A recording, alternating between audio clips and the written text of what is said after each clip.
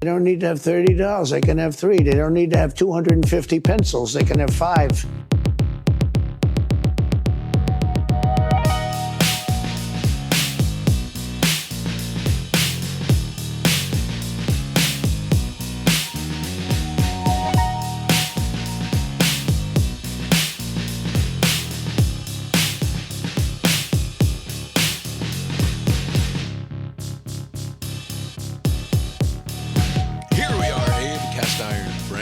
Podcast that it's got all sorts of dolls and pencils and doodads all over the house, because this is America.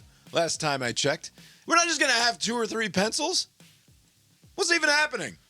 My name is Bob, sitting across the way from my good friend and co-host. That's Abe. How you doing tonight, Abe? Doing well, Bob. Yeah, here we are. Lori's here too. How you doing tonight, Lori? My back really hurts because our treadmill is broken and my husband refuses to fix it. Lori's back really hurts, and it's all my fault. Tonight is, I think it's Tuesday, May the 6th, 2025, the day after Abe's favorite holiday of the year, Cinco de Mayo. Abe, you have a good time tearing it up last night? A couple of Modelos or Dos Equis? No, it's a work night, Bob. Cinco de Mayo is not a federally recognized holiday, so it means not much to me. Just like the Irish one in March. If it was made into a federal holiday, Mr. President, hey, I'm speaking to you. Make those 2 boozy holidays federal, and I'll be all on it. Yeah, you're too responsible a guy in your old age. Yes. You have a good weekend? I know we spake just yesterday for the Billboard Hot 100 show, which you can only find exclusively on the Substack, brainiron.substack.com. So go sign up for the emails to make sure you're getting that. My mother texted me this afternoon, and I'll read the text. It was in the family group chat, which is it's a bit aggressive to drop this in the family chat when it's really just addressed to me and Lori, but that's fine. I mean, I'm glad she's advertising to our family members. This week's music podcast, fantastic, 2 exclamation marks. I didn't leave out a verb there. She did, to be clear. This is verbatim. This week's music podcast, fantastic, 2 exclamation marks, composed as though she's some sort of weird AI instead of a human person. Clearly that's done for effect, to get the point across. Yeah. Bottom line, new Billboard Hot 100 show. This week we discuss, what songs was a Sleep Token? That's this weird prog metal band. Good. And that woman. And Susan B. the Anthony. Glockenspiel. No. The xylophone. Somebody B. something. Something? Hawkins? Susie B. Hawkins? Sure. Something like that. It's not Anthony. Don't Susan you take B. notes? Anthony. You take notes. I have Yes. they're not here. What's that chick's name? Damn, I wish was your hold lover on. chick. Sophie B. Hawkins. Susie B. Hawkins? Yeah. Only love. Yeah. I have a whole spreadsheet. We deeply misinterpreted the Susie B. Hawkins song, which to our ears sounded like a Christian song. Might still be. It might still be. Maybe she made an about face between those 2 songs. I mean, you made a good point, Abe, that it sounded like it might be kind of like the Cartman Faith Plus One stuff. Yeah. And now we're doing commentary on our other podcast, which you haven't listened to yet. Go to brainiron.substack.com and listen to it. But I want to read some of the lyrics from that song that we took to be some sort of Christian rock pop song. I want his hands. I want his chest. I want his feet. I want his sex. I am the child. I am the whore.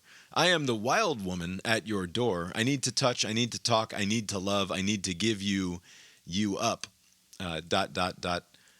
Oh, daddy, what I've been thinking, only heaven knows. What's Ma gonna see? Who's Ma gonna blame?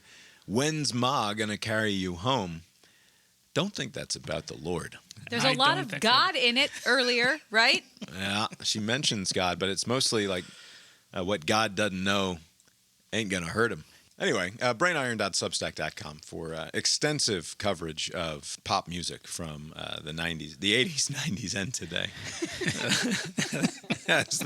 as the radio promo goes. What do they say? What do they say now on Top 40 radio? Because Fuck it. it used to be 80s, 90s, and today. Do they say Yeah. like 80s, 90s, 2000s, 10s, and No, today? they don't say anything. No one listens to radio. Yeah, that's a good question. I haven't listened to like regular music radio in a while. It's either podcast or NPR. Yeah. Don't tune into the old Star 94 anymore, Abe. You know I don't what's even know if better it's still than Star. any podcast? Overhearing Bob's baseball conversations. It's my favorite morning entertainment. It's truly remarkable how much of my cognitive load is now devoted to Little League baseball. It's this is not a weight-bearing machine here in the first place, really. And now we're overloading it with youth baseball. Like it's not great. Speaking of baseball, over the weekend I went to see the big league baseball over here in Atlanta. I went with some of my brothers. I got plenty of them, so just a couple of them. The Dodgers were in town, right? Yes, the Dodgers were in town, and Did you go Saturday or Sunday? So I went Saturday. Interesting experience on Saturday. I go there. This is the first weekend in May. Typically, that's when they have those horses running in that circle in Kentucky. Yes. And so, the game started basically in just the perfect time. 7:15 first pitch. The race is like at 6:50 something, right? So I do a very thorough research, all about 30 seconds, and I pick a horse, Sovereignty, right? And that horse this year, all the horses participating in this Kentucky Derby are like descendants from that Secretariat horse that was really fast from back in the day. All of them? All of them. No. Yeah, that's Yes. what they said. How many? All of them. Aren't there usually like 20 fucking horses in this race? Yeah, All all of of them. All from Anyways. the same line?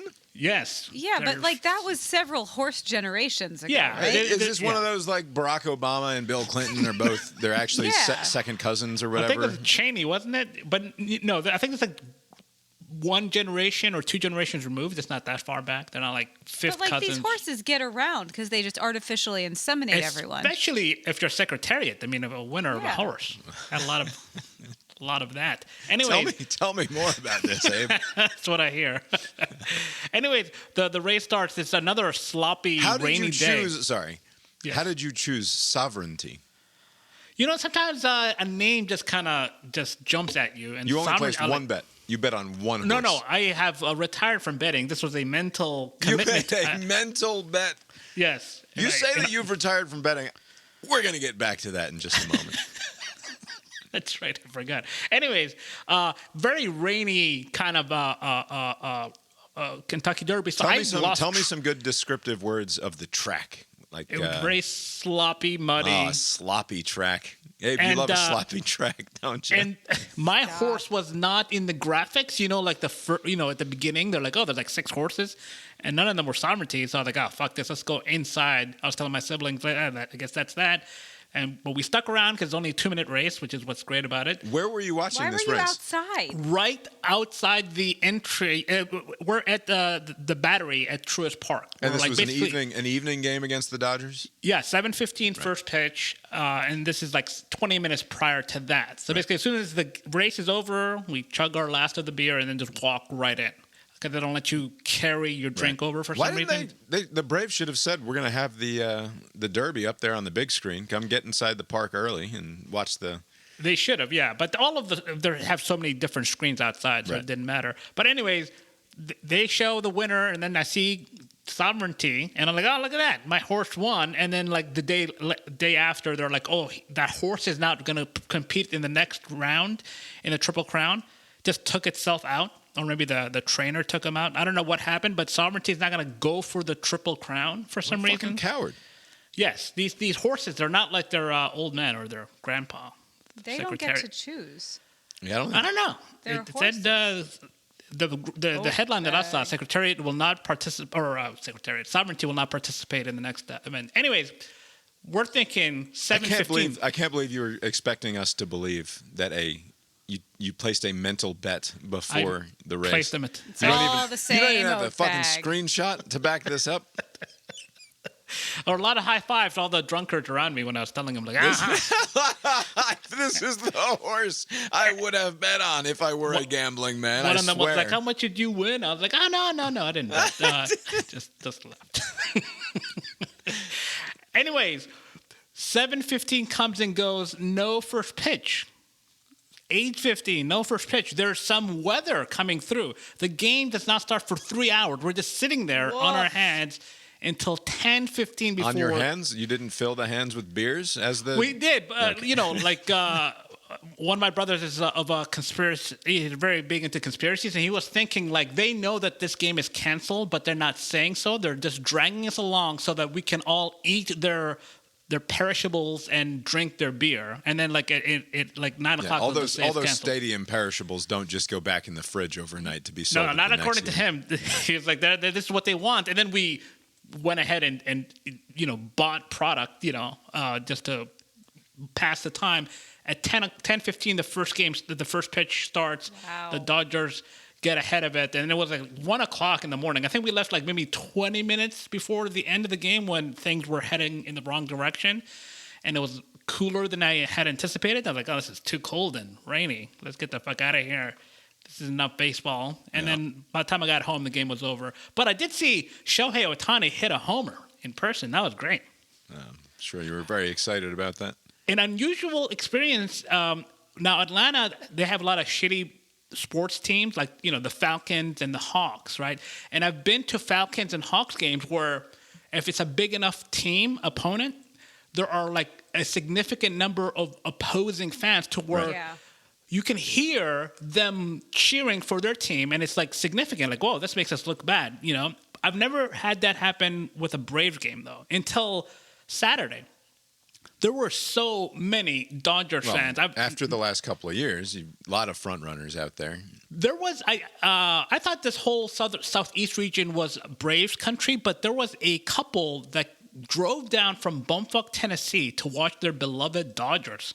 I didn't probe beyond just that. I was like, what's the story there? Like, why are you guys Dodgers fans? But they were very happy to be there, and maybe it was the 3 hours of rain. Yeah, locals all leave. It thinned all of the Brave diehards or whatever. And by the time the game started, our section was majority Dodgers. Right. Well, the Dodgers only come here once a year, and so the Dodgers fans don't want to miss it. So weather won't scare them away, presumably. Yeah, they stuck around, and there were a lot of them. Well, that's too bad that was that game because they won the next night. They won the next game, yes. But they lost, Friday ends. It looked like they were about to even, go to 500, and then it kind of quite a run the Braves have been on, though, since that disastrous first week to 10 days of the season. Which was they opened against, didn't they play? Played the Dodgers and the Dodgers Padres. was second. The Padres and Padres was first. Yeah. Anyway, all right, well, that sounds fun. You have a good time with the brothers? Yeah, good times. Well, that's good. Speaking of gambling, Abe, I couldn't help but notice on the most recent episode of The Biffler, which normally I'm perfectly happy to recommend that people go listen to The Biffler, not getting a hearty recommendation this week is 3.5 hours. The person driving the bus is not licensed to drive such a vehicle, and a shirtless drunk just screamed at everybody for most of the time. So, if you're into that, if that's what you're into, by all means. But also, Abe, I was under the impression that you had retired from gambling, and then at one point in the proceedings, not only did you place a patently ridiculous wager. Are you kidding me? The Super Bowl champion Colts by the Summer Olympics 28? You bet and then you brushed it off as though $500 is nothing. Yeah, what is $500 really? For Abe, it's not much. It's not even. It's nothing. I can open an account now and it'll become $500 in no time. In 3 years. With inflation, $500 is really just like $14 at the moment. But you place a $500 bet. First of all, I would like to point out it is one thing to bet $500 against a casino. Yes. $500 is too much money to bet with a friend. And I know that both of you diminished how much $500 is in terms of importance. But it's not an insignificant amount Well, of it's money. like when Mitt Romney bet $5,000. Was it $5,000 that? I think it was $5,000. Yeah. But I guess as a single man, a couple of single dudes with no attachments to this world, I guess $500 doesn't Paid seem vacation. like that much. In the history of everyone's friendship, I don't think anyone's actually followed through on these length. Like if it's something that week or within a month or two, but we've had a lot of like, in 20 years, I bet you whatever. Okay, but you one has said followed the up on Colts- it. How much does Brian owe you? The number in my head is $27 million. I think he's made an argument in the past that it's only $19 million. But What? I've got $27 million in my. I used to bet. We used to bet $1 million like on everything. Holy shit. We kept track of it, and I got way ahead of him. And And then moved away. and then I moved away. But yeah, Brian owes me how you 27 do mil from our childhood bets. Anyway, $500 you bet that the Colts, who are dreadful and don't have a quarterback or Much of a defense, yes. Or a kicker. We got rid of Matt Gay. They have sucks. a rookie tight end who you believe to be the Shohei Ohtani of tight ends. Yes, this guy's going to be amazing. Can't miss. You've seen, you guys watch the Penn State games? That guy's amazing. And He was- everyone knows that as long as you have the best tight end in football, you win the Super Bowl. That's It's how it seems to have been going. That's just how it is. And so you bet $500 with a close personal friend of yours that the Colts would win one of the next 3 Super Bowls. yes. When was the last time the Colts won their division? It's been about a decade. And, yeah. this is not a good division either. I know the numbers say this is a poor bet, but I have a good feeling about this tight end. This guy's going to be great. He's just going to open up everything. What is the Colts over-under win total for the next football season? Probably like 8.5 or 9. I'm not sure if I had to guess. I'm going to look that up. You're so short-sighted, Bob. You're looking at today. I'm talking about the next 3 years. Yes, but the next year is 1/3 of those years. Right? Like you need this year to be at least somewhat possible. And the Colts are currently, let's see here. ESPN has them at 100-1 to win the Super Bowl in the next season with an over-under win total of 7.5. 7.5. You got to pound the over there. That's an easy over. So I think we can rule out one of the 3 years in which this bet might pay itself off. Remember, Darnold did great with the Vikings. Why not Danny Dimes, Daniel Jones? This fucking Anthony Richardson's a bum. He's gonna get hurt like week 2. Get Daniel Jones in there, throws it to Warren. How do you know Super Bowl. that? I'm not even kidding. Do you have plans to travel to Indianapolis again, week 2? I'm gonna be doing some traveling to see the Colts. This is gonna be a great year. I would take the Giants quarterback room over the Colts quarterback room this year. And I think that is you ridiculous. probably would too. Jackson. Right? Jax. I refuse to answer that preposterous statement. What possessed you to double and triple down so hard on the Colts winning the Super Bowl in the next 3 years? It's an insane thing. I believe that Simon was drunk, and unless he keeps a record of this podcast, he probably won't remember this this thing happening. But was it just the booze? Were you just? It's a little bit of booze and mostly just hope. Also, if you're gambling again, I'm very excited for the cast iron balls return in the fall. 'Cause I love when Abe is gambling. Anyway, that's enough recaps of. Let's see. We started with a recap of our other podcast, and now we're recapping your other podcast. Yep, 9 o'clock now. That's real good. Let's see here. Did you watch Donald Trump, the actual president of the actual United States of America, being interviewed on Meet the Press over the weekend? Yes, I did. Very lengthy interview. It was most of the hour. Quite a long interview. Kristen Welker's real bad at her job of doing this, interviewing important people. She hasn't grown on you yet? No. Did she grow on you in this interview? Well, I mean, I was never as critical as you have been. Like these Bob people lay doesn't off. work that way. He only confirms his opinions. Okay. Stop asking people if they rule something out. This is something I've complained about with her many times in the past, and she just keeps doing it. And as I heard on Mike Pesca's podcast, he was interviewing the former host of Meet the Press on yesterday's The Gist podcast, which is Chuck Todd. He has And his Chuck- own podcast now, right? Yeah, the Chuck Toddcast, as he says in that way. I have not listened to the Chuck Toddcast, mostly because I reject the name. Like I don't want to give any credence to the naming of that podcast by listening to it. But absence makes the heart grow fonder when it comes to Chuck Todd, I guess. Yeah. Only in his absence do I realize that he was way better at this than Kristen Welker. Do you rule out removing Fed Chair Jerome Powell? You and I talked, and I asked if you would rule out military force to take Greenland. And you said you don't rule out anything. Would you rule out military force to take Canada? Stop asking if he will rule things out. As Chuck Todd pointed out, if you ask him if he will rule something out, who he is he will say no. Right. He'll reflexively, yeah. No You're not matter gonna- what it is, Yeah. right? Yeah.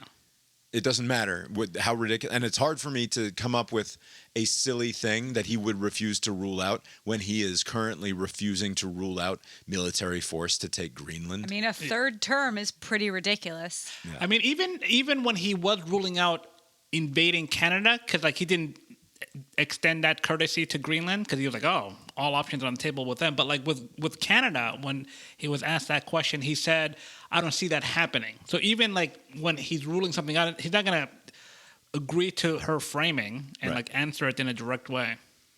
Anyway, my complaints about Kristen Welker aside, the president had some funny things to say about Oh boy, did he? dolls. The tariffs have just started kicking in, and we're doing really well psychologically. I mean, the fake news was giving me such press on the tariffs.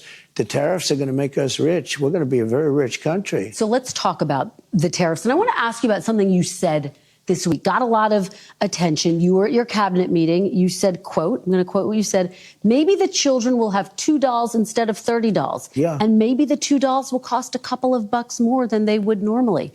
Are you saying that your tariffs will cause some prices to go up? No, I think the tariffs are going to be great for us because it's going to make us rich. But you said some dolls are going to cost more. Isn't that an acknowledgement that some prices will go up? I don't think a beautiful baby girl that's 11 years old needs to have 30 dolls. I think they can have 3 dolls or 4 dolls because what we were doing with China was just unbelievable. We had a trade deficit of hundreds of billions of dollars with China. When you say they could have $3 instead of $30, are you saying say they don't need to have Americans $30. could see empty store shelves? No, I'm not saying that. I'm just saying they don't need to have 30 dolls. They can have 3. They don't need to have 250 pencils. They can have 5. He sounds terrible. He sounds like shit. He looks like shit. And the thing that he's saying is like, it is the worst possible politics. And I don't know how he landed here, but like in terms of, and just the raw politics of it, what the fuck are you doing? It is a testament to his standing in his party that he can basically say anything he wants, right? Because any other politician seeking approval from the base would not say you don't need so much shit, like stop buying so much How is this junk. real life? Like, not like putting it all. How is the president of the United States the guy who's built an entire lifetime brand on putting gold on bullshit, right? Excess, on wasting money in excessive and flagrant ways, right? On conspicuous wealth and abundance is his entire brand, Right.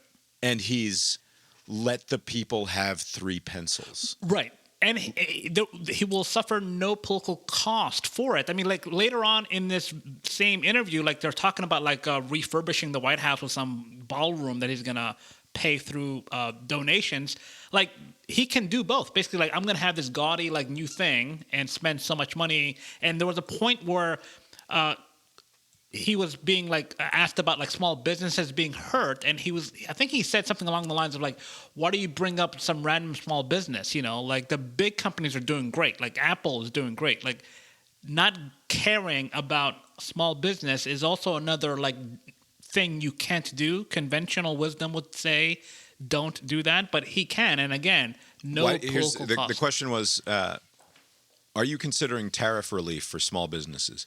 Why? And he says, why do you always mention that? You know, you pick up a couple of little businesses. What about the car business? They're going to make a fortune because of the tariffs. Do you know that the union, the head of the union, who was no fan of mine, Sean Fain, I guess his name is, right? He didn't endorse me. The Teamsters did. A lot of people did. A lot of unions did. But he didn't. He couldn't stand me. Now he's saying, wow, what Trump's done for the automobile. I can't believe it. The automobile. I can't believe what Trump's done for the automobile. I'm assuming that's not a direct quote. I assume he's going to probably now say, the next thing he can say is, I endorse this guy. He's the greatest I've ever seen. He can't believe it's happened. He said, we've been waiting 40 years for somebody to do what Trump is doing. So why don't you mention the big car industry instead of mentioning somebody's that's doing strollers? Right. And by the way, there have been a lot of somebody that's doing strollers is like fucking Graco, which is like this enormous fucking corporation. Right. What she's asking about the cost of strollers and dolls, because that's the shit that people actually go to the store and buy, and is going to cost 2 or 3 times as much as they have before. Right. And again, like, you know, throughout this past month, when was Liberation Day? Like a month ago around this time. With all the tariffs, like, there have been so many stories about these small businesses being impacted across the country, and his response is, why do you keep on bringing that up? Like, let's talk about the good things that are happening. And I think earlier in the interview he said, I mean, there were a lot of things that were very Trumpian in this interview. One of them was the good parts are the Trump economy. I'm playing that because that was just a couple of minutes before this. I think it is. It's very Trumpy to say. You've been arguing all week that this is President Biden's economy. Is this now your economy, sir? Well, I think certain aspects of it are. Costs are. I was able to get down the costs, but even that, it takes a while to get them down, but we got them down good. We lost $5 to $6 billion a day with Biden. $5 to $6 billion. And I've got that down to a great number right now in a record time. You know, we're talking about 100 days. But just think of what that is. $5 billion a day we're losing on trade. Quick pause here. What he's saying there is we spent that much money on goods and services from other countries, which we then made use of. Right. When he says we lost 5 to 6, I don't even know if the number is accurate. I don't care if it is or not. But when he says we lost this money, we spent it on a product or a service that we then made use of. Right. It's like, I mean, I know it's cliche at this point, but as someone who has notoriously would stiff his vendors and stiff his lawyers and do everything that he could not to pay off his debts to the point of going into personal bankruptcy, I think twice in the 90s, or maybe once in the 90s and once in the early 2000s. But has declared personal bankruptcy to avoid paying various debts that were rightful debts.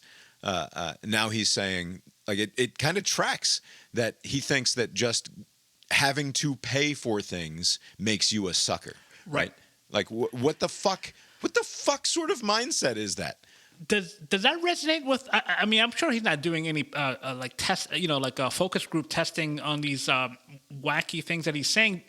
But he has said that a version of this, like later on in the interview, something along those lines of like we're essentially not doing business with China, and therefore we're saving billions of dollars. Like his formulation of like what it means to save by not like spending. Just doing commerce. It's like this weird austerity mindset that does not track. Like, because I'm trying to figure out who this makes happy, right? And like, there are cranky people who are right, who say things like, "Man, we really shouldn't buy so much junk." Like the way that the American consumerist economy works. You're talking about you. Yeah. I'm a cranky person, and I think that we would be better off without so much junk. But like, it's not in keeping with the way most people behave. Right. So even as I think that most people would maybe nod their heads to the idea that we should have less plastic garbage in our lives, Right. like, and I do my best to not be wasteful in that way, where I don't just buy shit because I have this sudden impulse to have the thing. Most people might nod along with it, but then also go directly to Amazon or Temu or whatever the fuck and buy some garbage because it makes them feel better about things. Right. Like, I don't know who it is And that also, he thinks he's talking to. It undercuts, like, do you want people to buy stuff? Because, like, isn't the whole idea is to bring some of these jobs to America, and, like, Americans will then buy those products? Like, if you're saying, like, you don't need so much stuff, like, that includes stuff that's made here in America also, right? So it's like, it seems to be incoherent, like, what he's trying to get across. How many dollies do we think that that Tiffany Trump had? How many? Probably only 3. You think Tiffany Trump only had 3 dollies? Probably only 3. And we were very tough with China, as you know. We put 145% tariff on. Nobody's ever heard of such a thing. And we've essentially cut off trade relationships by putting that much of a tariff on.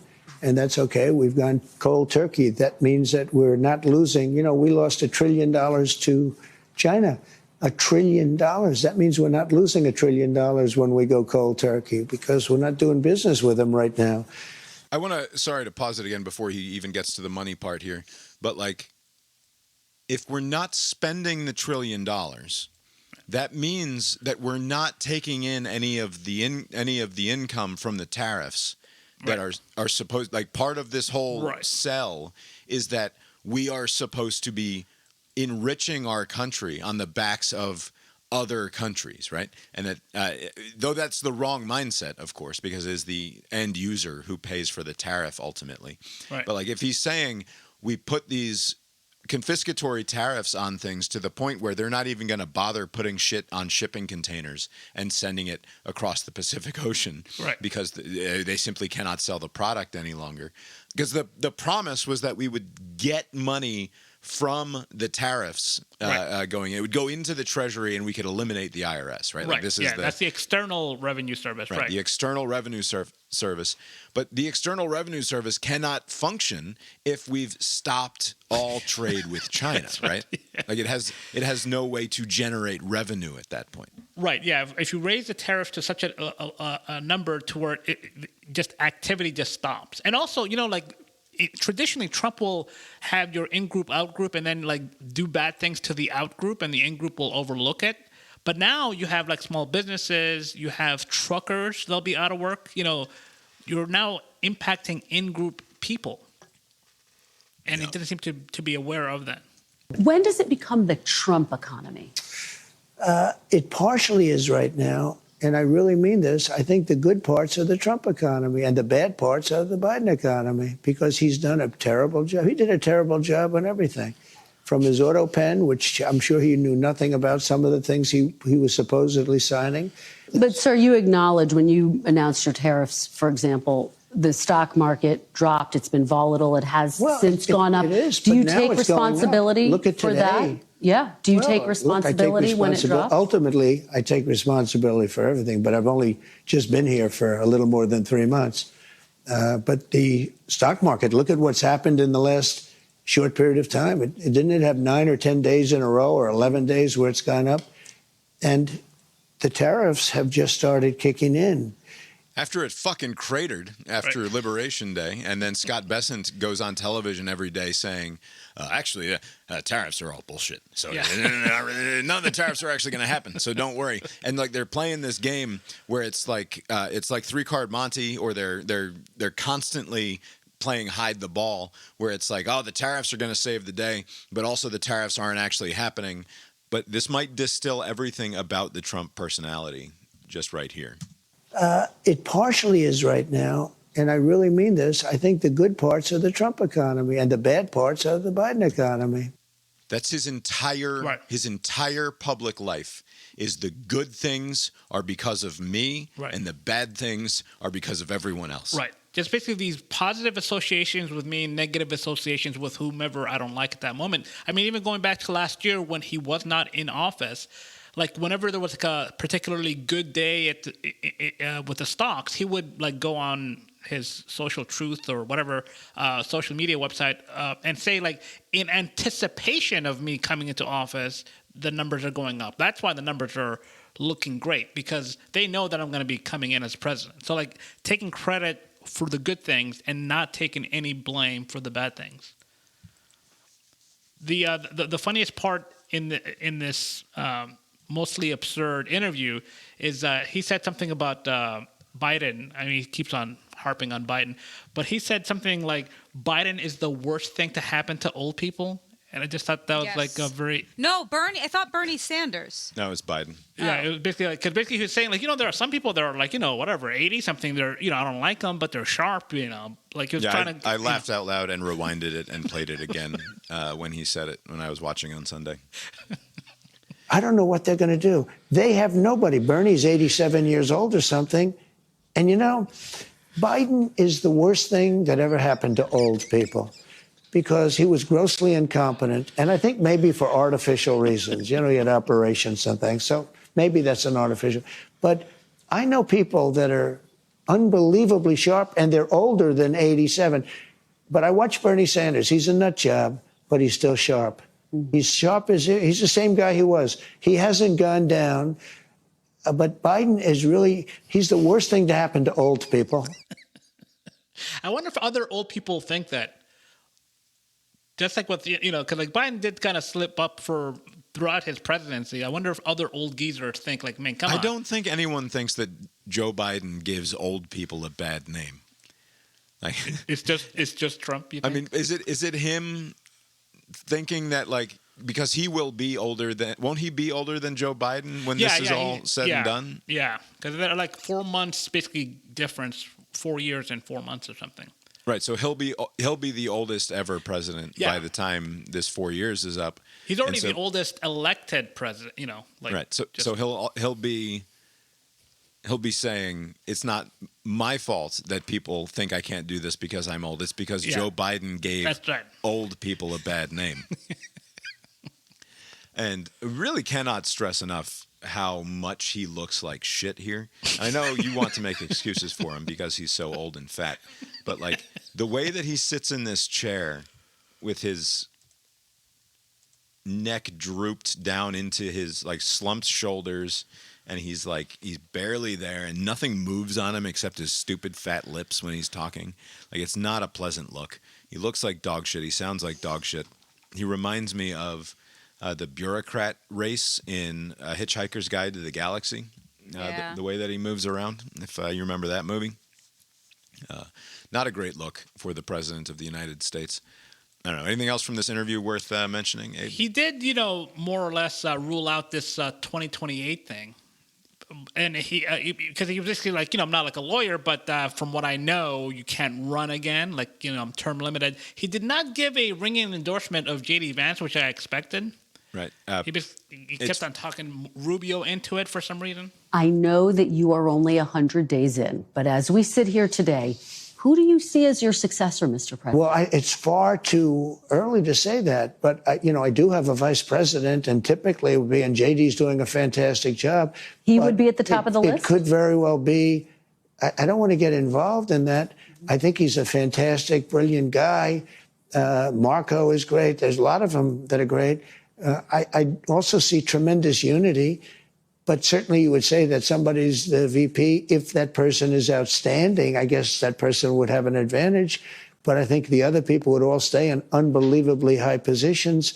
But, it could be that he'd be challenged by somebody. We have a lot of good people in this party. To which I would have said, I'm sorry, who?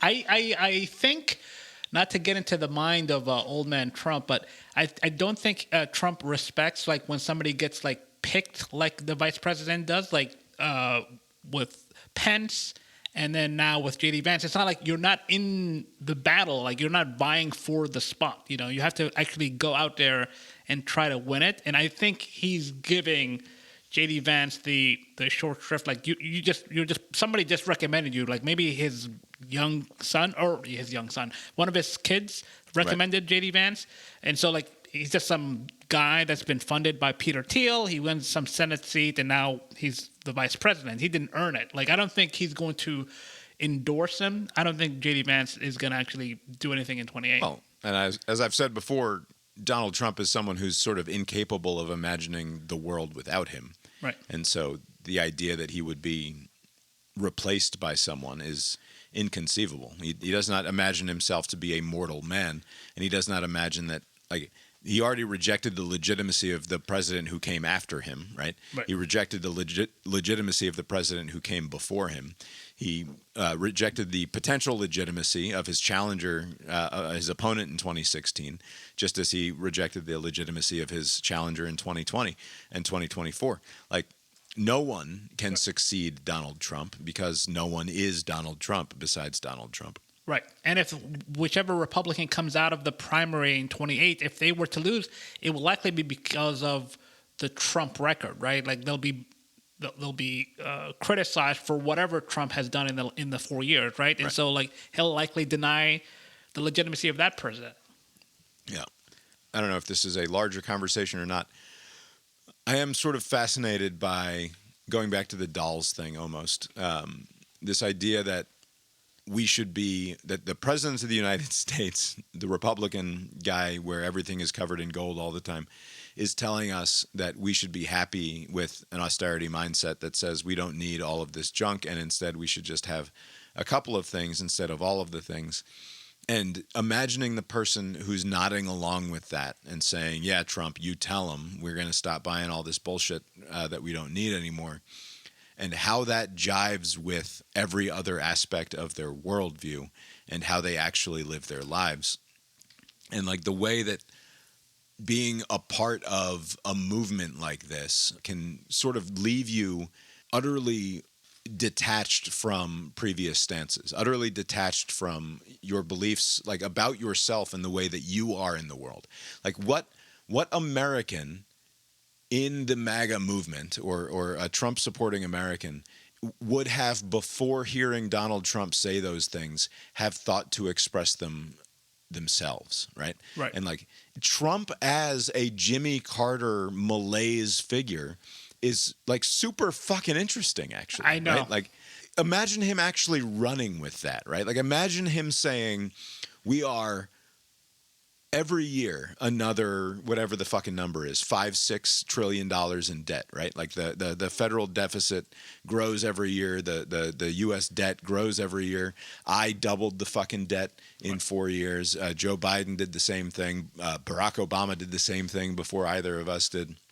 It's time to come to terms with that in a serious way, and let's have a decade of drawing in, right? Of the opposite of the abundance agenda that Derek Thompson and Ezra Klein have been going on all of the podcasts and talking about lately, right? Right. And like the way that you can see, like I don't expect it to flip, but the way that you can see that the entire thing can suddenly flip on its fucking head, and people who had a certain belief system about the world can rather suddenly just pivot to the exact opposite thing, right? You know, I do think that there's going to be a shift. There has been a shift. You know, like you were saying earlier, in the past, people had like positions and they were beholden to those positions, and now it's less so. Like I think the shift is now more like identity. Like what group do I belong to? There's a lot of contrasts that Trump draws. Like I am for this thing and they're for them, like, you know. And so like if you believe in the things that I keep bringing up, then you're on my side, and then if you don't, you're on the other side, right? So there's this in group and there's this out group, right?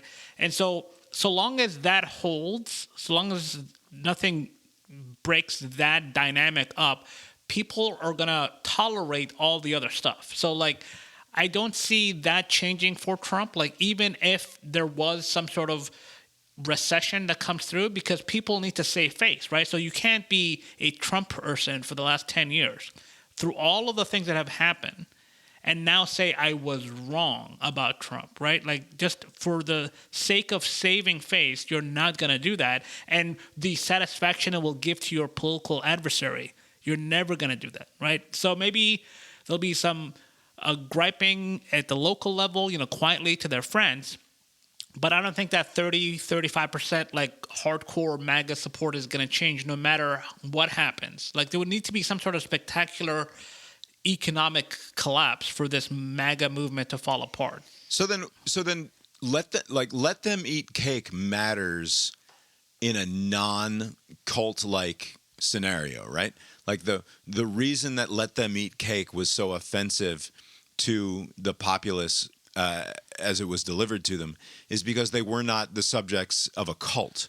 They were instead the subjects of a ruling class that they didn't fucking like in the first place. Right. But when Trump says let them eat cake, the people are like, oh, we love cake. Right. We're going to eat all of the cake. Yeah. Thank you Yeah. for the cake. Right. And it's just bizarre. Like, and it's always this assumption that no, he knows what he's doing and he's right. And it doesn't matter that it doesn't apply to him at all. Right. It doesn't matter that he's a willfully, purposefully obscene, like a displayer of ostentatious and obscene wealth and privilege who is telling everyone else that you don't need all of this pointless junk. Right. I think it's just like with a lot of his supporters, like like he was doing with Zelensky, like they don't really have the cards because like you have no option, right? You have like he has successfully demonized in their eyes the only other option, right? So that they're now no longer a viable option, and so all you have is whatever Trump says. Like, what are you going to do? I mean, you can disengage from politics, and I suspect there'll be a lot of that because a lot of people that used to be disengaged from politics came on board to support Trump, and they'll just go right back to being disengaged. But I don't think there's going to be some sort of reconciliation with what has happened in the last 10 years. Like, oh, we fucked up. There's not going to be that. Do you think that maybe part of what his appeal is, I know we're fucking way too far into this to still be discussing what the appeal is, but in terms of like trying to unearth the underlying sort of emotional or psychological state that allows a person to continue to be bamboozled by this asshole, could it be that there's something about the way that he sees trade that they identify with in their own lives? Like, is the mindset? Because when he's saying like you don't need $30, like I think that is something that most red-blooded Americans would agree with at the same time that they're going to have $30, right? Like there's this hypocrisy that happens, and it feels like we are victims of the world, right? Like I agree. We shouldn't have $30.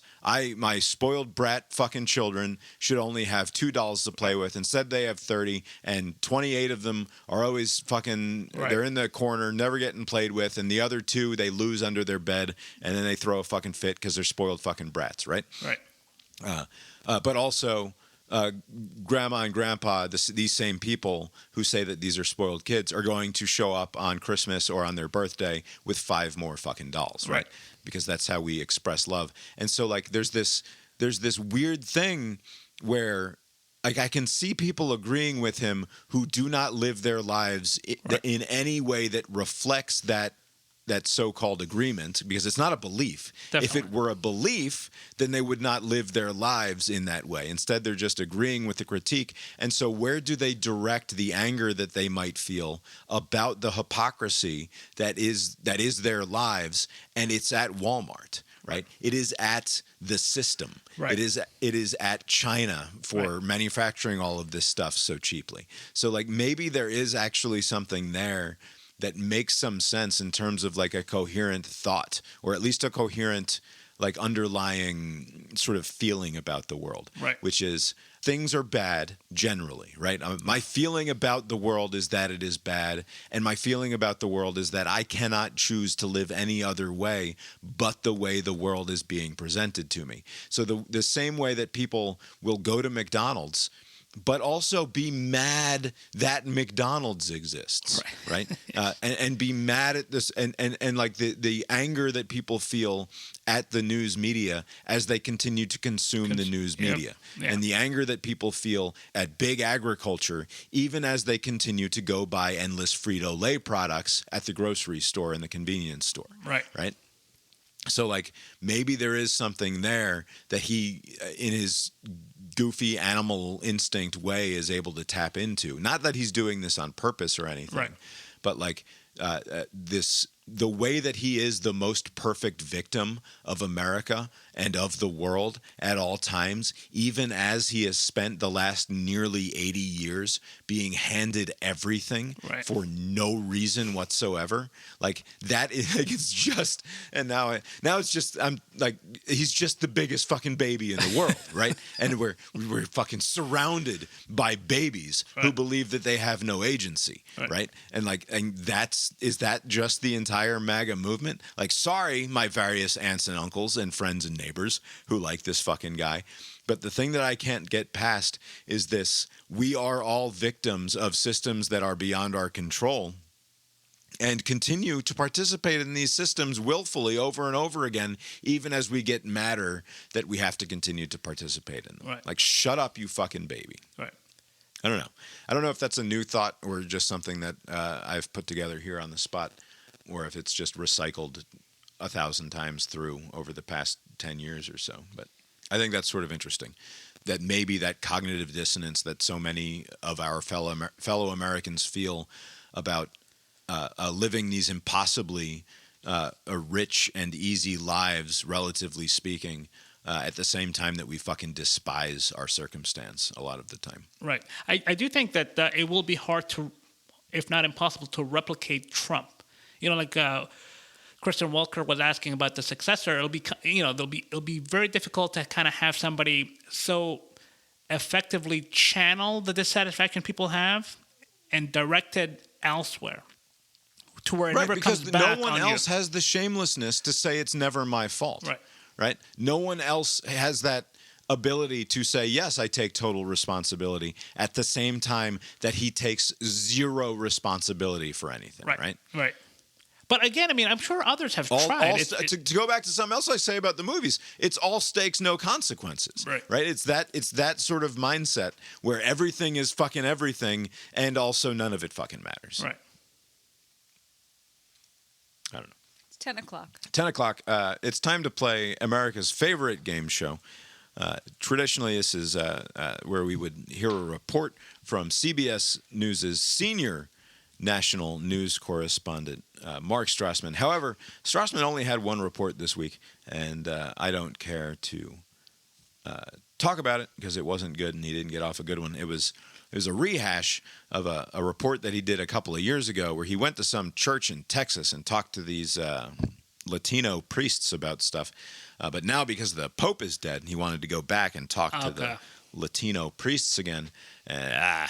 No good ones were had or attempted, and I don't care. So instead, I found this headline: typewriters making a comeback thanks in part to Taylor Swift. This is also from the CBS Evening News. So maybe one of Mark's colleagues got off a good one here, and it will be up to Abe to decide if whoever the fuck this correspondent is got off a good one in the fashion of Mark Strassman. All right. We end tonight with a relic of the past, now making noise again in the digital age. In tonight's Weekend Journal, CBS's Itai Had shows us how the humble typewriter hasn't pounded out its last words. Nestled in the heart of Berkeley, California, is a quaint little shop where the past refuses to fade. Here, the clickety-clack of forgotten treasures is inspiring a whole new generation to tap into nostalgia. They have been really coming out of the woodwork. Ken Alexander is a mechanic at Berkeley Typewriter. A few years ago, things were looking pretty bleak. Now, business is booming. To a T, they pretty much tell me the same thing.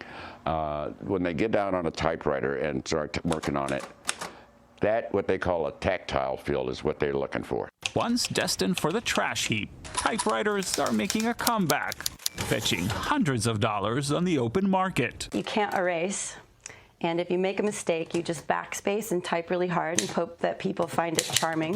Typewriter poet Sylvie Alcivar says these old machines are gaining popularity for all the features they're missing, like the distractions of an internet connection and the constant prompts of a word processor. I think the typewriter allows you to do, if you want to, is to be connected to a more stream of consciousness, a more flow of presence. Richard Pohl literally wrote the book on typewriters. He says many younger people are rediscovering these old relics,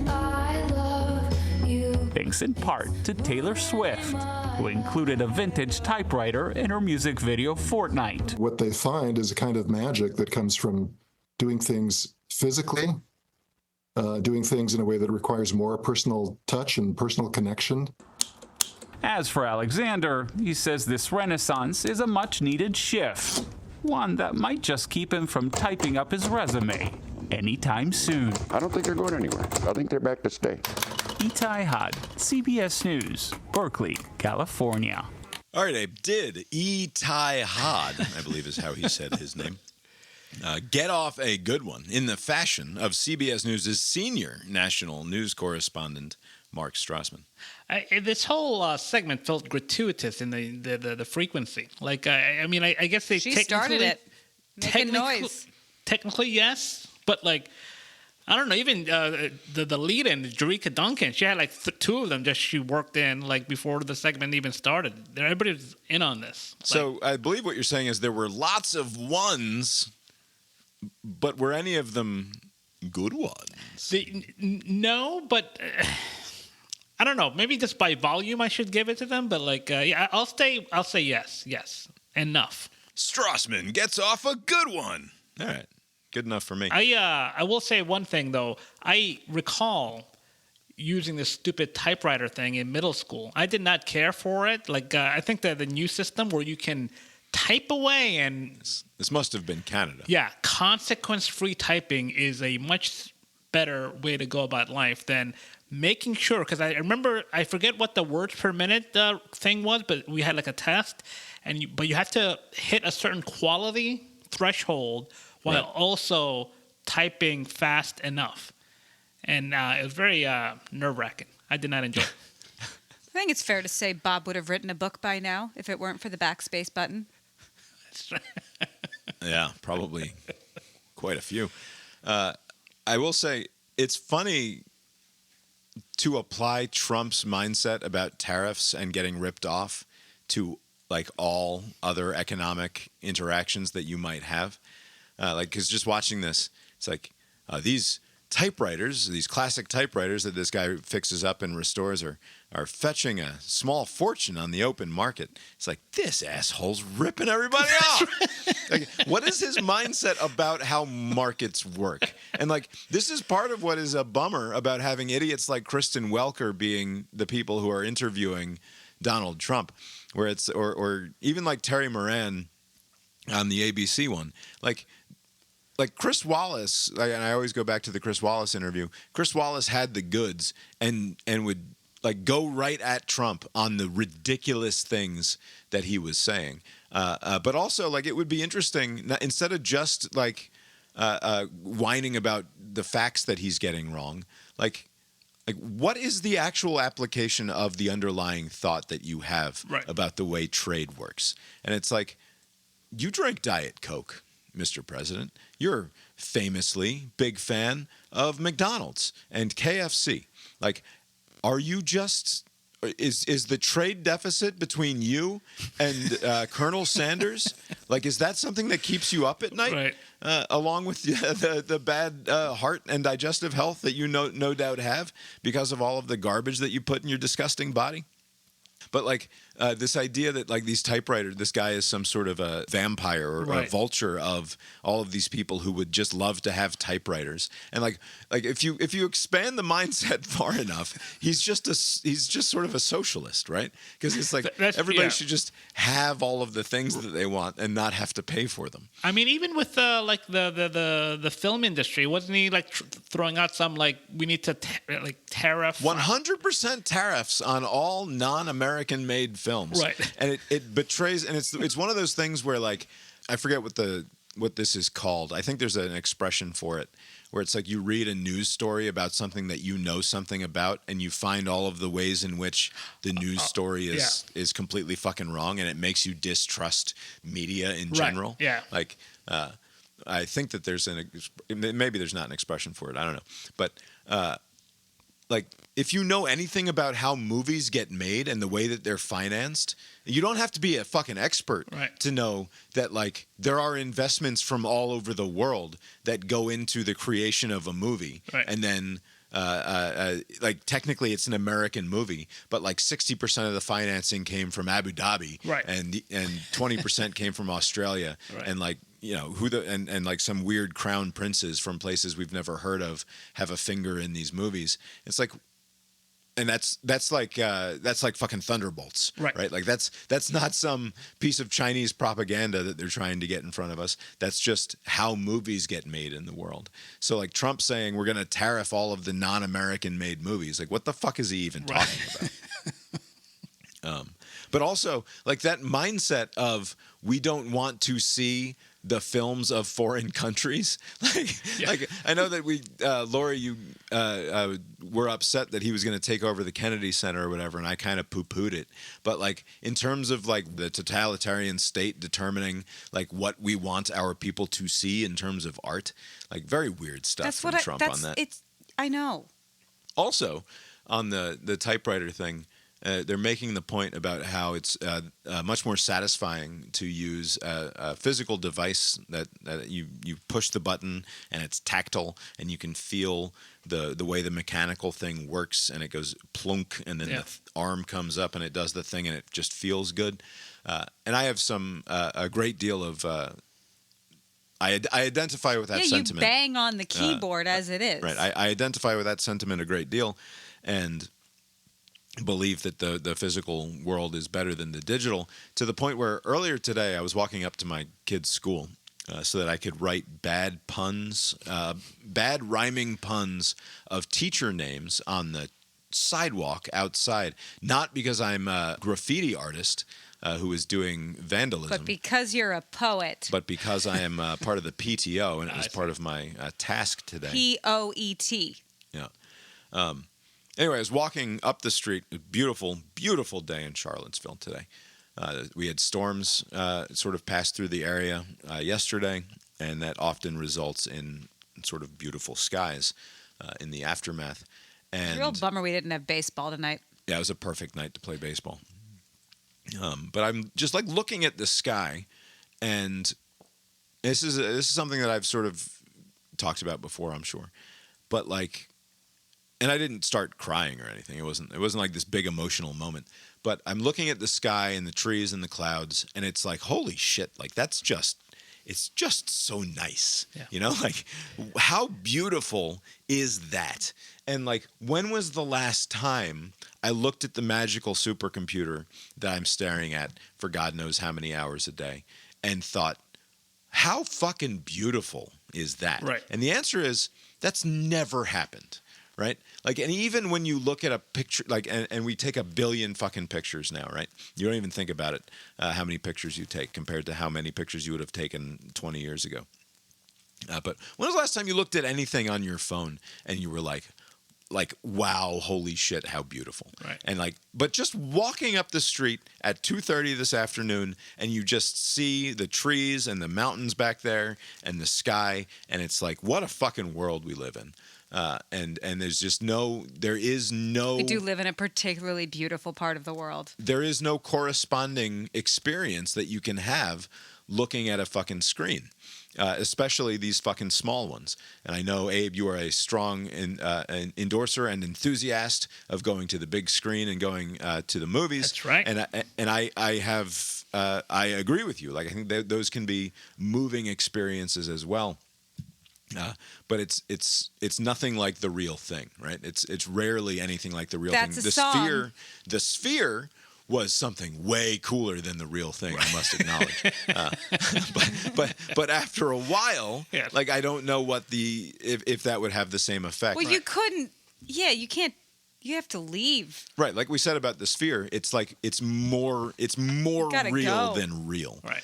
And the phone and the computer and the television are never more real than real. They're always this representation of the world instead of the world itself. This is not a new point, and I apologize for making it, and it's lame and silly, but like almost everything that we interact with in the media and the way that we interact with each other is mediated by this device, and it in your brain it becomes a representation of the thing instead of the thing, which makes it way easier for your brain to do things to it rather than for it to do things to your brain. And it changes the way that we are interacting with reality in profoundly negative ways, because it makes the world subject to us instead of the other way around. And when you walk up the street and it's a beautiful day, you are subject to the world, and it's a way better way of being in the world. And that's somehow in our Bogus Future segment of Also, the Cast apparently Iron we had an Brains earthquake. podcast. Yeah, and we had a fucking earthquake today. What? In your neck of the woods? Really? Yeah, it happens. Yeah. What was It was- the dam? Like, was it like or on the Richter No. scale? Was it like? I think it was 2.6. Oh. Let me look that up real quick. Is that like a?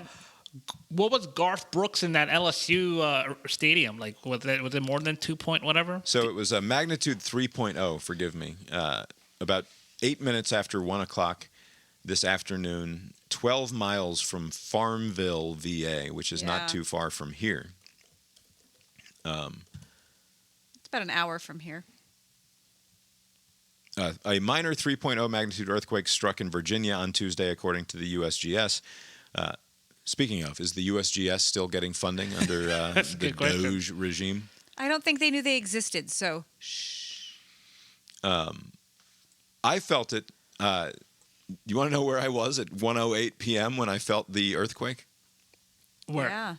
I was on the can taking a dump So before that makes sense. before getting in because the shower. I work in a nightmare hair salon next to a train tracks. So there's unless it's catastrophic, and even if it is, I'm probably not going to notice it. Right. So I was sitting there on the can, about to get. I finished my exercises. I was drinking my shake and taking a dump at the same time. If you want to know the dirty details, I didn't. But drinking my protein shake and sitting on the can, and all of a sudden the house starts to shake, and I'm like, well, that's kind of weird. Why is the house shaking? Maybe there's some military planes flying by low overhead, because in the past, when military planes or helicopters have done maneuvers around here, they do fly low enough for the house to shake.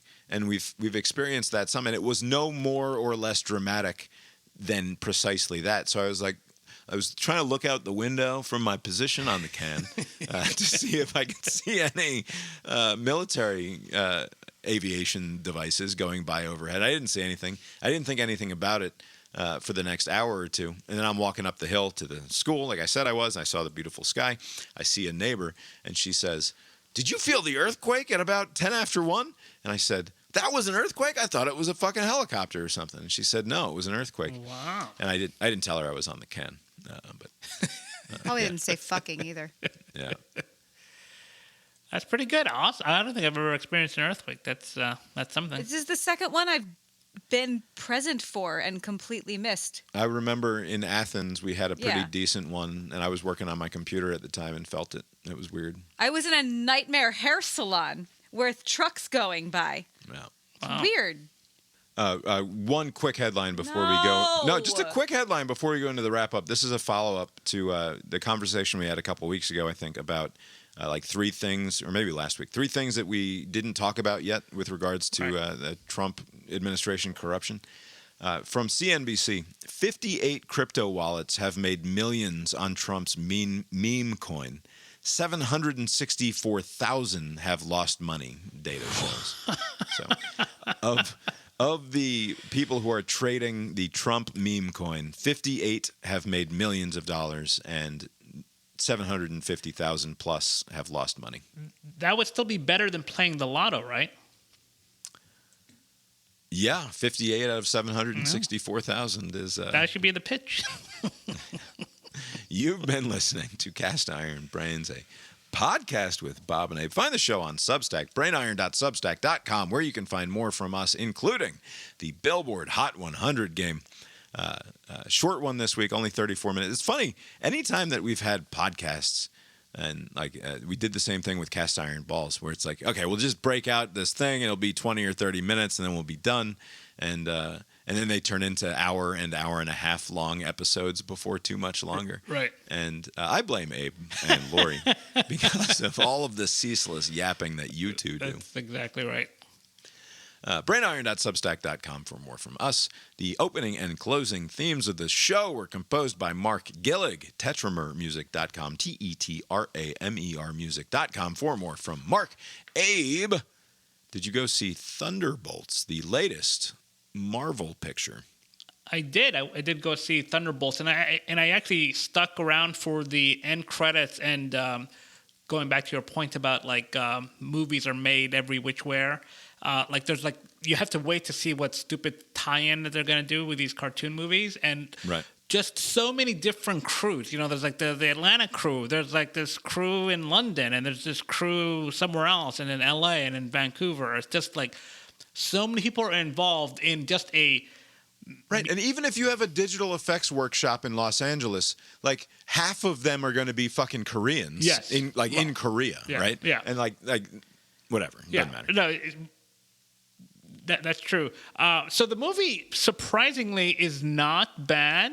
I was going in expecting it was going to be dreadful because these are the JV characters in the Marvel universe. I don't know. We already did JV. Avengers was already JV. This is JV of the JV. I thought the Avengers were the All-Star team, right? Aren't they the collection of... isn't that Iron Man and Captain America, and aren't those the Avengers? Yeah, but those were not they weren't terribly we're not talking about fucking Spider-Man here. Yeah, right. Okay, top tier would be Spider-Man, Superman, Batman, right? Those are the big ones. But as far as these stupid little ensemble things, the Avengers were Iron Man, people know. These people were even lesser known, and so going into it, it's this is I think Scarlett Johansson played a character, and this is now the sister. Of Scarlett Johansson's character, right? So these are just very bottom. It's watching. Isn't this an anti-hero story? Yeah. Though? Isn't this it's sort of a Suicide Squad version of Marvel? Yes. So they are billed as the anti-heroes, but they're being asked to do something heroic, and so they're kind of building up these characters. I suppose they're going to do something with a Fantastic Four, because that was the tie-in at the end. I guess they're doing Fantastic Four again. Fantastic Four, which has never worked. Never worked, yeah, because it's just a stupid fucking story. If you can't make Fantastic Four work with the great and talented Jessica Alba. That's right. You might as well give up. What's interesting is there wasn't really a big bad, a foe to go against, but there was one character who had power stronger than all of the Thunderbolts crew, and his name was Bob. So the whole time they're just everybody got to keep an eye on this Bob guy. It was very this unassuming guy who did not know. What sort of powers does this Bob have? He could disappear people into the shadow world or whatever. No one could do anything against him. He is. Fuck yes. But he's unassuming. He's not wearing a cape or anything. He's just kind of hey, it's just me. My name's Bob. I don't know. I have bad memory. I don't know how I got here. If you could disappear people into the shadow realm, would you put on a cape? That's true. Why bother? But I guess his power is based on childhood trauma, and he gets somebody talks to him through it, a therapy session, and all is well at the end. He becomes one of the good guys. I thought you said this was a good movie. It had a lot going against it, right? But watching it, you're it's not the worst thing. Maybe I set the bar so low that it cleared it, and I was pleasantly surprised. But fine. Who's in that? Isn't that Florence Pugh is in this, Florence right? Pugh is the Scarlett Johansson's sister. I think Yelena is her character's name. Elaine Bennis, Julia Louis-Dreyfus is the evil character in this. She's some politician, CIA person who's trying to control everybody. And then the guy from Stranger Things is in it, David Harbour, The guy. and some others. But again, if you go in with the lowest of expectations, maybe you'll enjoy it. It's getting pretty good reviews, and I guess based on... I must say, whenever I have the lowest of expectations, I don't go in. And that's the difference between you and me. There is a delicate balance, like high enough to want to see it, but low enough to not expect much from it. So, you're right. It is this very delicate thing. I think you saying this cleared my very low bar makes this like the third best movie you've seen this year. And also, yeah. If memory serves. In this current environment of just shitty movies, it's like, all right, this is fine. It's Sinners, and it's something else, and then it's Thunderbolts. Right. And then I think, Tom Cruise is coming out with a movie later this month, so maybe things are turning up, things are looking great. On the TV front, I watched this, the new season of The Rehearsal, which is not a well-known show. This guy, Nathan Fielder, he had like a show on Comedy Central, I want to say, Nathan For You. Just this awkward Canadian comedian. Heard of that. I watched a couple episodes while Lori was out of town. I enjoyed them, but it's like peak cringe comedy. Right? So it's not like a something that everybody would enjoy necessarily, because you have to kind of like be okay with just very awkwardness, a lot of awkward moments. This second season of The Rehearsal, basically he's like such a anxious person that he wants to kind of plan things. Like, the first season, there were scenes where like this guy wanted to break up with his girlfriend, or like, no, there was one episode where all of his friends had a master's degree or higher, and he pretended to also have a master's degree. And he's known these friends for many years, and they would have drinks and socialize after work. And it was just eating at him. Like, I got to come clean. It's been like 5 years now with this lie. And then so he basically got actors to shadow all of his friends and replicate the bar where they hang out. And then they rehearsed all of the different responses. Like a friend would freak out, or the friend would be like, oh, who cares? And like, just so that the guy could be prepared, and then he'll do it for real, right? And so like, it's very silly concept. I think instead he should have just gone and gotten a master's. That sounds easier to me. That is his whole shtick. So the second season, he's taking like a real problem, and a timely problem, which is aviation safety. And so this is not spoiling anything, but basically the thrust of his argument is that the number one contributor to airline disasters is communication. Like, the junior pilot knows something is wrong, but they defer to the senior pilot who's being stubborn, and they're not advocating for themselves and for the passengers that they're responsible for.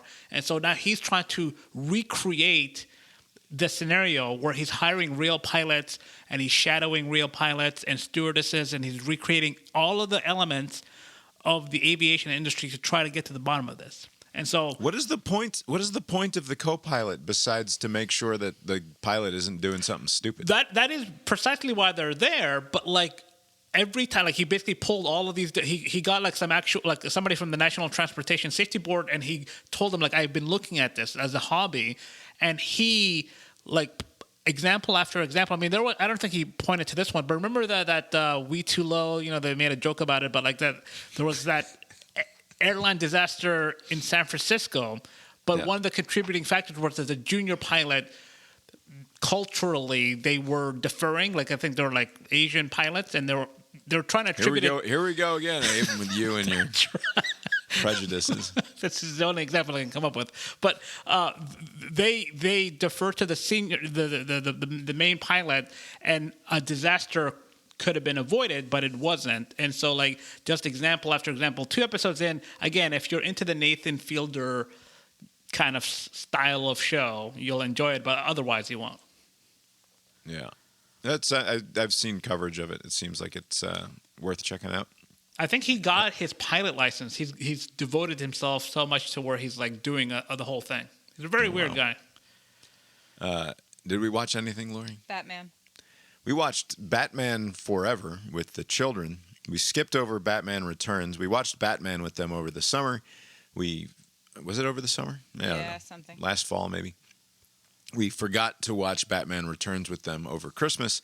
And so we had to skip to Batman Forever because Batman Returns. Christmassy. It's a Christmas movie, essentially. We need to wait until it's closer to Christmas for that. Who's in Batman Forever? Batman Forever Val is Kilmer. Val Kilmer Okay. as Batman and Bruce Wayne, Nicole Kidman as Dr. Chase Meridian, and Tommy Lee Jones as Two-Face, and Jim Carrey as the Riddler. I must say, this one I have not seen in quite a long time, all the way through, certainly. But I used to watch it a lot because my brothers, Duncan and Ryan, used to watch it a lot. And it was on HBO constantly. And I had fond feelings about it being like a silly movie that I really enjoyed. And the movie is bad. And I think that it's going to, and I don't know how you can say it's anything but bad. And I think I've read a couple of pieces trying to rehabilitate it, saying, no, it's not bad. It's fun and silly. But like Batman, Tim Burton's Batman, it's an absurdity, obviously. But one thing follows from another. And like the character motivations all make sense. And it's over the top and silly and absurd. But also it has an idea about itself that's not just let's yell and scream in uproarious fashion and like fucking blow shit up. And I know that it is fun to yell and scream in uproarious fashion, especially if you're Jim Carrey, and it's fun to blow shit up. But like the movie is bad. Well, and now we get to find out, is Batman and Robin worse or better? Right. And it might be better. I suspect, because I thought that Batman and Robin sucked when I saw it. It was awful. And we're going to watch this Batman and Robin here at some point soon. And I assume that it also sucks, but like, does it take it to the next level of campy silliness? It may. Where it turns back in on itself and it's actually good again. And I think maybe in my head, even though I always had Forever ahead of and Robin, maybe I was wrong. We'll see. What was the critical reception to Batman Forever when it came out? Was it like mediocre, or was it like I don't remember. You had Rotten Tomatoes. I don't think we did that back then with the 90s action movies. They just existed. Yeah. It didn't need to be. 71 reviews of Batman Forever on the Rotten Tomatoes tomato meter, and it is a 39%. That's about right. Positive rate. Well, there you go. It's a splat there on Rotten Tomatoes, and that's about right. That movie sucks. It's bad. Nicole It's also, Kidman as holy Dr. shit. Chase Meridian is so fucking horny for Batman from like the first moment, and it's super awkward sitting there watching this movie with the children. It's like she's just throwing herself at Batman and later Bruce Wayne for like very weird and like childish fetishistic reasons, and she's very forward about them being childish and fetishistic. Both the villains are sexualized, and also like everything is very horny. It's horny and weird and just again, I can't get past just bad. Like it's just a bad movie. It shows the batsuit butt. Yeah, and the batsuit nipples. And nipples. And we also get in and Robin we get the nipples also, I think, because Clooney. Well, but leave Chris O'Donnell out of this. Oh yeah, I'm a big fan of Chris O'Donnell. I like Chris O'Donnell. He's extremely 90s coded. He doesn't have a stupid angular face. So many of these leading males have ridiculously Let's not angular call Chris faces. O'Donnell a leading male. Didn't they park him on one of those NCIS right. shows like in the last 20 years? I've seen his face don't know. before. He's just, for the time, he was unique in the teenage heartthrob teen beat realm. Gross. That's all I've got to say to your defense of Chris Just O'Donnell leave him here. out of this. Jesus, this is disgusting. Anyway, bad movie. Don't watch it. Or do, I guess. I don't know. And I asked my kids, because they watched it again the next morning, as they are wont to do. I thought they watched the first one again the next morning. Or they did. They watched Batman, the Tim Robbins Batman the next morning, and I walked in there as it was ending. And Tim Burton Batman, sorry. I said, so which one is better? The one we watched last night or the one that you rewatched this morning? And they said, oh, last night, definitely. And I threw myself through the fucking front door window because they have such horrible taste. Appropriate taste. That was it. That was the only thing we watched? Yeah, we did baseball. We had a baseball meeting on Sunday. Baseball. We have baseball all day Saturday. You said on the Biffler, your grease ball was the Japanese Supreme Court. Yes, those bums. Because a public sector bus employee or something, Of right? 29 years. So this guy was working for the bus service for 29 years. Not a particularly good employee. Apparently he has run afoul of company policy in the past, but his most recent infraction was, skimming off the top from the passengers' fares. I think it was like $7 in American currency, whatever it is in yen. He was caught red-handed, like stealing a big no-no. $7 though, right? This is important information. $7. And he was fired, and his pension package was taken from him. It was like $85,000. He'd been working for the bus service for 30 years, Yes. on the verge of retirement, Yes. no doubt. And his $90,000 a year pension was revoked and withheld from him because he stole $7. Yes, and the argument that the company is making is that this undermines public trust, and that's why the punishment must be severe. This is not like some random person stealing candy from a store. This is like the public service is a public trust, which is what they tell us here over in the States also. And so you need to be punished to restore that public trust. And so he obviously sues. He's like, what the fuck? He goes to court. The courts say, fuck you, guy, the lower courts. The appellate court says this is too strict, and so they overrule the lower court.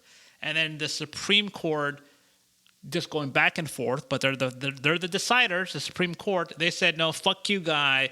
The lower court ruling stands. You are out of a job, and also you're out of the pension because of the public trust issue and whatever. I bring it up just to ask, given the honor culture of the Japanese people, and and given this man's prospects for the remainder of his life, how does he not fucking... You don't know that he doesn't. How does he not seppuku? Like retire himself? Yes. How does he not retire himself permanently?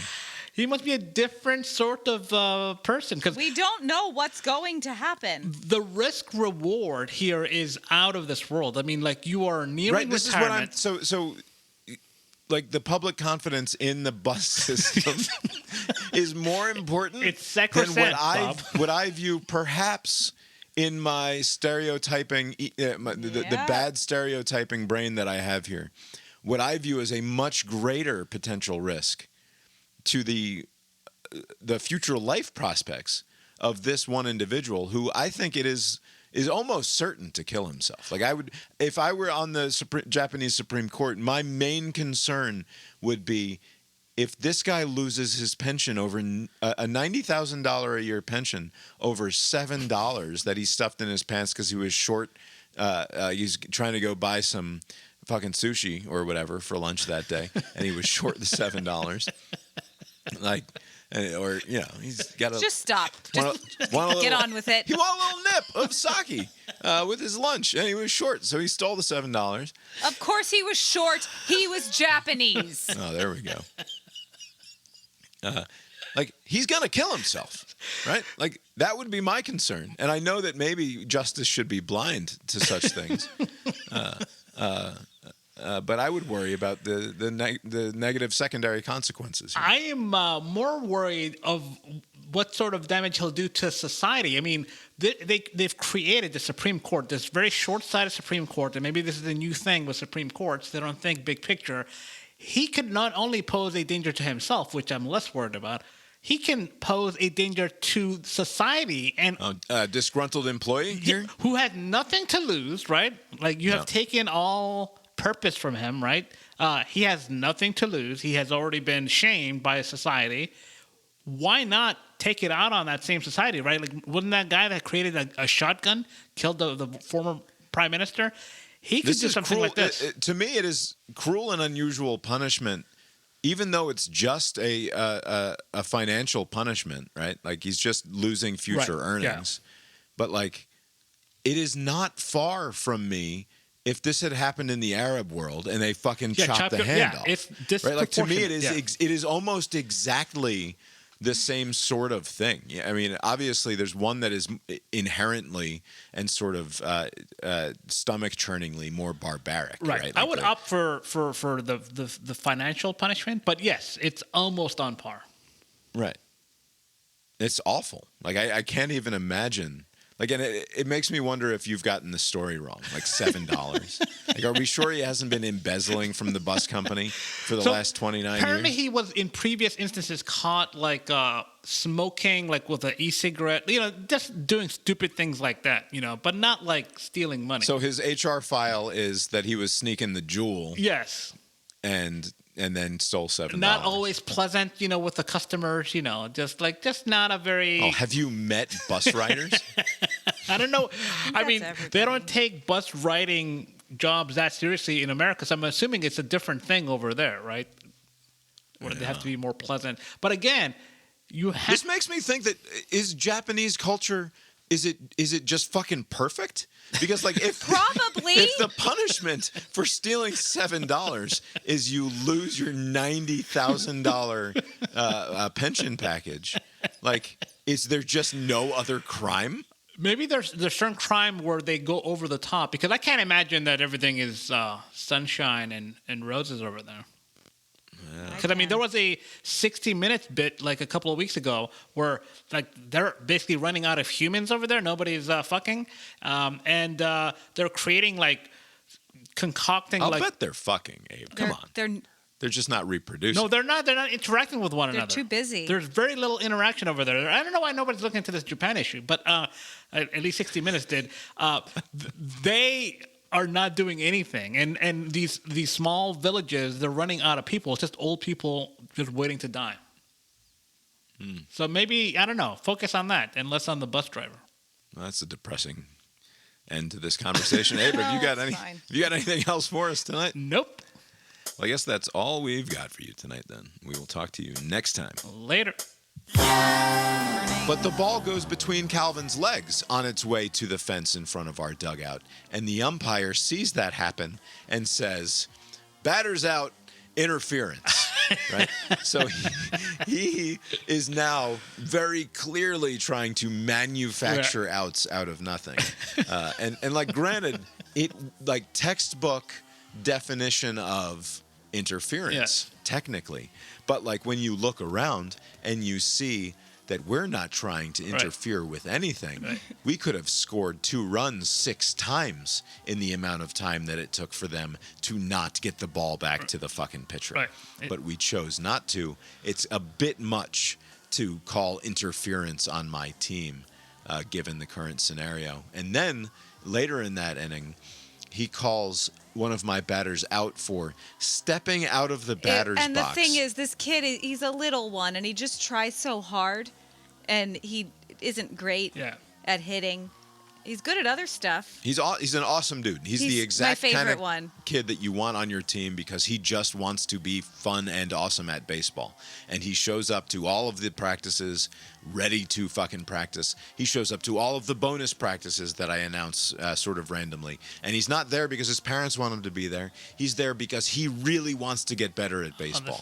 And so, like, he's one of those kids you just work with all the time because he's a fucking sponge and he just wants to get better at the thing. And then he does a good thing. He hits a ball hard that's a true hit, not a mistake, right? Like a ball that he hit through the infield on his own, and as he's halfway down the base, the umpire says batter's out. He stepped out of the batter's box while he was making contact with the pitch. It's like, no, he not didn't. Him. Not him. Anybody but him. But even if he did, not him. But also, he fucking didn't. Like, you're just finding outs. You're making things up in order to get outs. And to some extent, I'm with you, right? Like, we're in collaboration here to not humiliate these other kids. But, like, it's sort of humiliating anyway if this is the way you're going to go about it. But other coach was very nice. Everything was fine. It was just dumb. Well, right. And I'm a gracious winner in that way, right? Like, I'm doing everything that I can to not embarrass these kids. Even, like, honestly, the fact that our kids didn't need to really be told, like, tone it down with the celebrating. Yeah. Like, it was just, like, they were like, oh, this is not fun for them, is it? What was the final score? 20-1. Oh, they got one. Look at that. They got one. They stole home. Calvin wasn't fucking paying attention. They stole home on my 12-year-old all-star catcher because he just didn't look the kid back, and the kid was halfway down the baseline when he threw it back to the pitcher. And, like, to be fair, let him have it. Fine. Yeah. Whatever. The proceeding was created with 100% human content.